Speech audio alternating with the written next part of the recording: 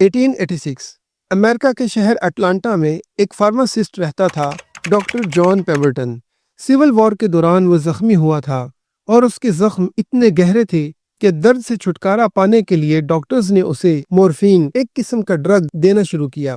دھیرے دھیرے ڈاکٹر جان پیمبرٹن مورفین کا عادی بن گیا۔ اپنی اس عادت سے چھٹکارا پانے کے لیے پیمبرٹن نے اپنی فارمیسی میں ایکسپیریمنٹس شروع کیے۔ اس وقت یورپ میں ایک نئی چیز پاپولر ہو رہی تھی، کوکا وائن، جس میں کوکین اور الکوہل دونوں شامل ہوتے۔ پیمبرٹن نے اس سے انسپائر ہو کے ایک نیا سیرپ بنایا۔ اس سیرپ میں دو چیزیں خاص طور پر شامل کی گئیں: کوکا پلانٹ کا ایکسٹریکٹ جس میں کوکین ہوتی ہے، اور دوسرا کولا نٹ جس میں کیفین ہوتا ہے۔ ان دونوں کو مکس کر کے اس نے ایک میٹھا سیرپ بنایا جو لوگوں کو درد سے ریلیف بھی دیتا اور انرجی بھی دیتا۔ ڈاکٹر جان پیمبرٹن اپنے اس سیرپ کو لوکل شاپس میں بیچتا اور اس وقت کے ایڈز میں اسے دماغ تیز کرنے والا ٹونک اور ہیلتھ ڈرنک بولا جاتا تھا۔ اسی ڈرنک کو اس نے نام دیا کوکا کولا۔ کوکا نام لیا گیا کوکا پلانٹ سے اور کولا نام لیا گیا کولا نٹ سے۔ پہلے کوکا کولا میں اصلی کوکین ہوتا تھا اور اس کا اصل فارمولا 90s کے آس پاس تک لوگوں کو ایڈکٹیو بناتا تھا۔ اس وقت کے زمانے میں کوکین اللیگل نہیں تھا بلکہ دوا کے طور پر یوز ہوتا تھا، جو ایک فارمیسی کے چھوٹے ایکسپیریمنٹ سے نکل کر دنیا کی سب سے بڑی برانڈ بن جاتی ہے۔ ڈاکٹر جان پیمبرٹن نے 1886 میں کوکا کولا بنائی، لیکن وہ اپنی اس کریشن کا پیک نہیں دیکھ سکا۔ صرف 2 سال بعد 1888 میں پیمبرٹن کی موت ہو گئی۔ اس وقت وہ اب بھی مورفین کی ایڈکشن سے لڑ رہا تھا اور فائنینشلی بھی ویک تھا۔ ڈاکٹر جان کے مرنے کے بعد اس کے فیملی ممبرز نے کوکا کولا کے رائٹس بیچ دیے۔ یہاں سے انٹری ہوتی ہے A.S.A. کینڈلر کی، ایک بزنس مین جس نے کوکا کولا کا فارمولا اور برانڈ کو اپنے کنٹرول میں لے لیا۔ کینڈلر ہی وہ شخص تھا جس نے کوکا کولا کو ایک فارمیسی ٹونک سے نکال کر گلوبل بزنس آئیڈیا بنایا۔ اس نے ایگریسو مارکیٹنگ کمپینز چلائیں، لوگو ڈسٹریبیوٹ کیے، فری کوپنز دیے اور کوکا کولا کا نام اٹلانٹا کے ایک ڈرنک سے نکال کر پوری امریکہ میں مشہور کر دیا۔ اسی دور میں کوکا کولا کا فارمولا کمپنی کا سب سے بڑا راز بنایا گیا۔ کینڈلر نے انشور کیا کہ کوئی بھی کوکا کولا کی پوری ریسیپی نہ جان سکے۔ ہر ورکر کو صرف ایک پارٹ معلوم ہوتا اور اوریجنل فارمولا صرف ایک لاکڈ پیپر پر ایگزسٹ کرتا۔ آج بھی کوکا کولا کا اوریجنل فارمولا اٹلانٹا کے ایک ہائی سیکیورٹی والٹ میں رکھا گیا ہے۔ صرف چند آفیسرز کو اس کی ڈیٹیلز معلوم ہوتی ہیں۔ کمپنی کا کلیم ہے کہ ایک وقت میں 2 یا 3 سے زیادہ لوگ اسے نہیں جانتے، اور اسی سیکریسی کی وجہ سے کوکا کولا نے اپنے سلوگنز ایسے رکھے۔ لوگوں کو لگتا تھا کہ اصلی کوک کے ٹیسٹ کو ڈپلیکیٹ کرنا ممکن ہی نہیں ہے۔ شروعات میں کوکا کولا میں اصلی کوکین ہوتی تھی۔ دھیرے دھیرے کمپنی نے کوکین کی مقدار کم کر دی اور 1929 تک Coca Cola officially cocaine free ہو گئی تھی، لیکن تب تک لوگ کوک کے اس ڈرنک کے ایڈکٹ بن چکے تھے۔ کوکین ہٹانے کے بعد بھی کوکا کولا کی پاپولیرٹی لوز نہیں ہوئی، یعنی ڈاکٹر جان پیمبرٹن نے ڈرنک بنائی، لیکن کوکا کولا کو امپائر بنانے والا اصل شخص تھا A.S.A. کینڈلر۔ جب کینڈلر نے کوکا کولا کو امریکہ میں پاپولر بنا دیا تو کمپنی کو ایک نیا لیڈرشپ ملا، رابرٹ ووڈراف، جو 1923 میں کوکا کولا کا پریزیڈنٹ بنا۔ ووڈراف ایک کریٹو ذہن کا مالک تھا۔ اس نے ڈیسائیڈ کیا کہ کوکا کولا صرف امریکہ کا ڈرنک نہیں رہے گا بلکہ پوری دنیا کا ڈرنک بنے گا۔ اس نے خود سے کوک کی بوٹلز ڈیزائن کروائیں، ایڈورٹائزنگ کو ماڈرن بنایا اور کوک کو ہر شہر کے کارنر تک پہنچا دیا۔ پھر وہ وقت آتا ہے جب ورلڈ وار 2 شروع ہوتی ہے، 1939 سے لے کر 1945 تک۔ اس جنگ نے کوکا کولا کو ایک لوکل برانڈ سے گلوبل امپائر بنانے کا موقع دیا۔ US آرمی نے کوکا کولا کمپنی سے کہا، ہم چاہتے ہیں کہ ہر امریکن سولجر کو کوک کی بوٹل ملے، چاہے وہ دنیا کے کسی بھی کنٹری میں ڈیوٹی پر ہو۔ کمپنی نے فوراً ایکشن لیا۔ یورپ، افریقہ، ایشیا، ہر جگہ پہ کوکا کولا کی فیکٹریز بنائی گئیں، صرف سولجرز کے لیے۔ سولجرز کوک پیتے اور اسے اپنے گھر کی، اپنے ملک کی یاد سمجھتے اور خوش ہوتے، لیکن سولجرز کے ساتھ کوک کا ٹیسٹ لوکل عوام تک بھی پہنچا۔ جب وار ختم ہوئی تو فیکٹریز آلریڈی دنیا بھر میں کھل چکی تھیں، تو کوکا کولا ڈائریکٹ ایک انٹرنیشنل برانڈ بن گیا۔ اس دور میں کوکا کولا کے ایڈز میں پیٹریوٹزم اور ہیپینس دونوں دکھائے جاتے۔ پوسٹرز میں سولجرز کے ساتھ کوک ہوتی اور ایسے سلوگنز چلتے تھے، اور یہ چیز اتنی پاورفل تھی کہ کوکا کولا کو امریکہ کی آئیڈینٹی کے ساتھ جوڑ دیا گیا۔ ورلڈ وار 2 کے بعد جب دنیا ری بلڈ ہو رہی تھی، کوکا کولا ہر کارنر سٹور میں بک رہی تھی۔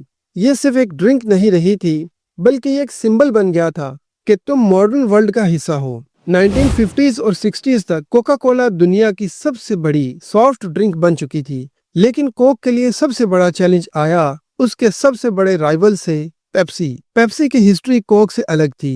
پیپسی اصل میں 1890s میں بنائی گئی تھی، لیکن تب تک وہ کوک جیسی گلوبل ایمپائر نہیں بن سکی تھی۔ پھر 1970s میں پیپسی نے ایک نیا اسٹریٹجی اڈاپٹ کیا۔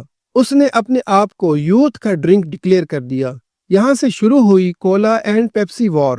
کوکا کولا اپنے ایڈز میں ٹریڈیشن اور فیملی ویلیوز دکھاتا تھا، جبکہ پیپسی اپنے ایڈز میں ینگ، سٹائلش، ماڈرن جنریشن کو ٹارگٹ کرتا تھا۔ 1975 میں پیپسی نے ایک کمپین لانچ کیا جس کا نام تھا دی پیپسی چیلنج۔ اس میں لوگوں کو 2 گلاسز دیے جاتے، ایک کوک کا اور دوسرا پیپسی کا۔ بہت سارے لوگوں نے پیپسی کو پریفر کیا اور یہ کمپین اتنی وائرل ہوئی کہ پیپسی کو کوک کے خلاف ایک پاورفل امیج مل گیا۔ تب کوکا کولا نے پریشر میں آ کر 1985 میں ایک بہت بڑی مسٹیک کر دی۔ انہوں نے اپنی ڈرنک کا ٹیسٹ چینج کر دیا اور پھر سے لانچ کیا اور اس کا نام رکھا نیو کوک۔ لیکن جلد ہی یہ آئیڈیا فلاپ ہو گیا۔ لوگوں نے پروٹیسٹ کیا، بائیکاٹ کیا، تو کوکا کولا کو مجبوراً اپنا اوریجنل فارمولا واپس لانا پڑا، جسے انہوں نے کوکا کولا کلاسک کہہ کر ری لانچ کیا۔ یہ حادثہ کوکا کولا کی ہسٹری کا سب سے بڑا لیسن بن گیا۔ کمپنی نے سمجھ لیا کہ لوگوں کے لیے کوک صرف ایک ڈرنک نہیں، ایک ایموشن ہے، ایک آئیڈینٹی ہے۔ اس کا ٹیسٹ چینج کرنا ان کے لیے گھر کا کلچر چینج کرنے جیسا تھا۔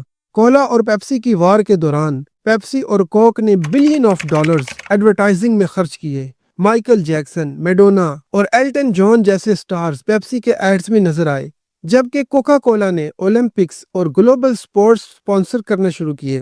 یہ رائیولری 80s اور 90s کا پاپ کلچر بن گئی، اور اسی نے کوکا کولا کو مجبور کیا کہ وہ اپنی مارکیٹنگ اور برانڈنگ اور بھی تیز اور سٹرونگ بنائے۔ کوکا کولا نے اپنے رائیولز کو ہمیشہ مارکیٹنگ کے دم پر ہرایا۔ یہ کمپنی سمجھ گئی تھی کہ صرف ٹیسٹ بیچنے سے کام نہیں چلے گا، لوگوں کے ایموشنز کو کیپچر کرنا ضروری ہے۔ اس کی سب سے مشہور اگزامپل ہے سینٹا کلاز۔ آج جو سینٹا کلاز اب دیکھتے ہیں، ریڈ سوٹ، وائٹ بیئرڈ، ہنستا ہوا چہرہ، یہ کوکا کولا کے ایڈز کی وجہ سے پاپولر ہوا۔ 1930s میں کوکا کولا نے ایک آرٹسٹ ہیڈن سنڈ بلوم کو ہائر کیا، جس نے سینٹا کلاز کو کوک کے ساتھ دکھایا۔ اس سے پہلے سینٹا کی تصویر الگ الگ ہوتی تھی، کبھی پتلا، کبھی ڈارک سوٹ میں۔ کوکا کولا نے ایک کنسسٹنٹ، فرینڈلی سینٹا کریٹ کیا جو دنیا بھر میں ایکسپٹ ہو گیا۔ دوسرا جینیس سٹیپ تھا یہ سلوگنز۔ یہ سب سمپل سے دکھنے والے سلوگنز کوک کو ایک ڈرنک سے زیادہ ایک فیلنگ بناتے گئے۔ یعنی کوک پینے کا مطلب ہے ریفریش ہونا، خوشی فیل کرنا۔ کوک کی بوٹل ڈیزائن بھی اپنے آپ میں ایک مارکیٹنگ ماسٹر سٹروک تھی۔ 1950 میں بنائی گئی کروی گلاس بوٹل اتنی یونیک تھی کہ اندھیرے میں بھی لوگ ہاتھ لگا کر سمجھ جاتے تھے کہ یہ کوکا کولا کی بوٹل ہے۔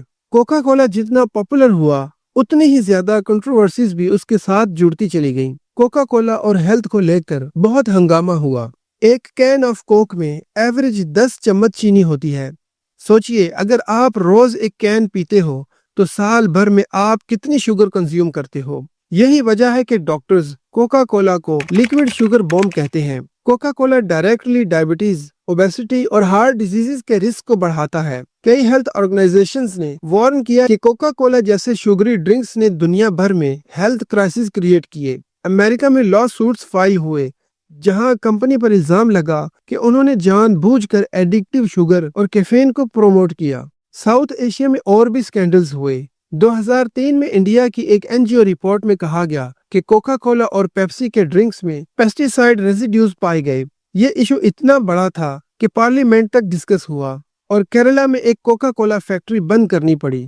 لوکل لوگوں کا کہنا تھا کہ فیکٹری نے ان کے پانی کے ذخیرے ختم کر دیے اور پولیوشن پھیلا دیا۔ ایک اور شاکنگ چیز یہ ہوئی کہ امریکہ میں کمپینز چلائی گئیں کہ کوکا کولا کو سکول کیفیٹیریا سے بین کیا جائے۔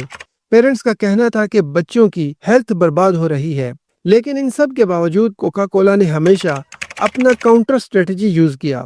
ہیلتھ ایشوز کے اگینسٹ وہ سپورٹس اسپانسرشپ لے کے آ گیا۔ Cricket world cup, Olympics, football میں کوکا کولا نے خود کو انرجی اور فن کے ساتھ جوڑ کر اپنی پازیٹیو امیج بنائی رکھی۔ یعنی کوکا کولا کے لیے ہیلتھ رسکس کبھی رکاوٹ نہیں بنے۔ کمپنی نے PR اور مارکیٹنگ کے ذریعے ہمیشہ اپنی امیج کو سیف رکھا۔ چاہے کنٹروورسی کتنی بھی بڑی کیوں نہ ہو۔ اور اس کی ایک زبردست اگزامپل ہے کولڈ وار۔